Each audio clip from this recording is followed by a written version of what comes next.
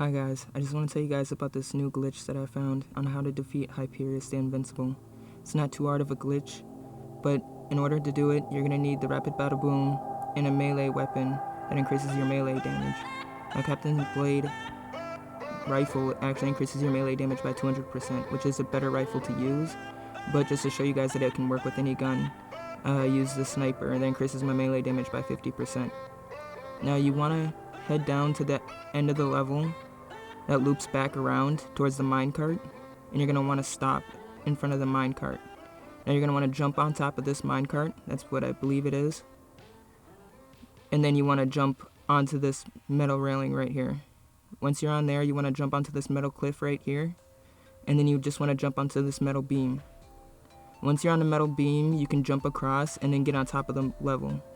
Now, if you mess up, that's okay, because you won't phase through the ground or anything. You can just jump onto the edge right there, and then jump right here, and go ahead and try it again. But if you move a little too far to the right, then you will phase through the part, and you'll just have to do it all over again. It's fine, it won't take too long.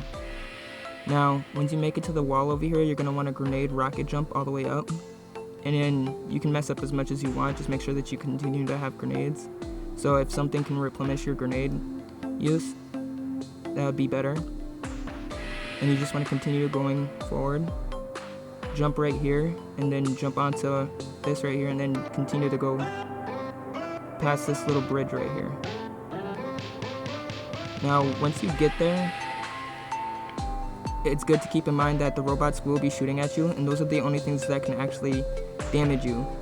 If you end up in a little bit of a tight squeeze, like with Hyperius walking towards you and he does do his attack and you'll just like end up in a strange area, he may actually be able to attack you, so that's something to be aware of.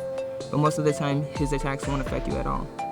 So you just want to come over to this part, phase through the walls.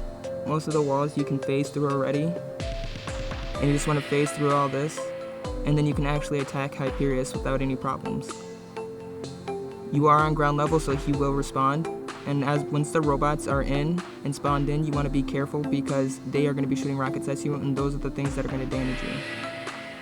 Another thing is that if you can do Gaige's glitch where you can actually instantly have your shield recharged, then it can actually help you a lot in this part.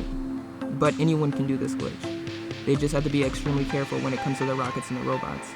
You want to try to get Hyperius over here as fast as possible, so you'll reduce the amount of damage that you take from the robots. Once Hyperius is actually in front of you, the robots will actually stop shooting at you. But that's only if he's in front of you. If you move to the left, then the robots are going to react and they're going to try to shoot missiles at you.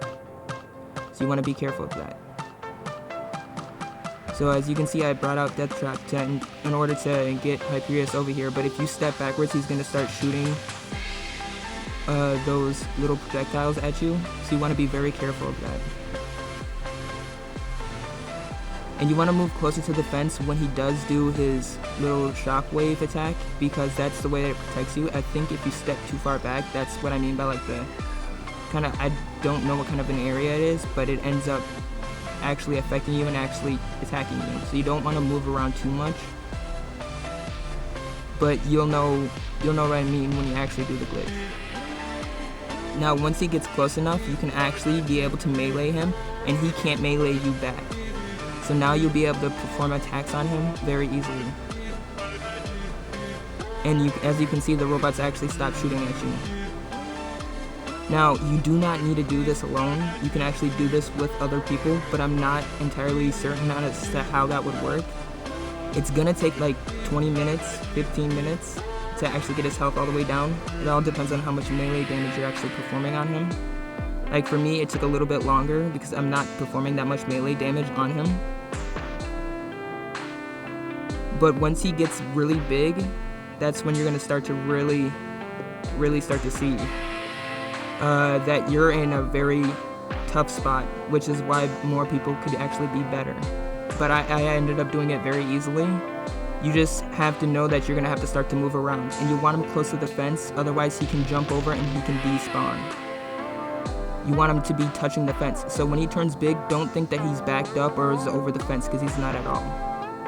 And you just want to be very careful to not get hit by the robots. I don't think you should destroy the robots, because if you destroy the robots, then he will actually shoot rockets out of his back, which actually can hit you a lot easier than the robots' missiles. And so I think you should keep the robots alive. And if there was more people, I would tell them when he's big and that they could actually come out of the door. And that's when you can actually start helping you shoot him down.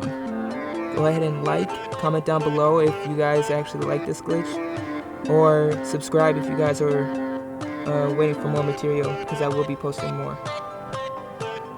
I'll see you guys later.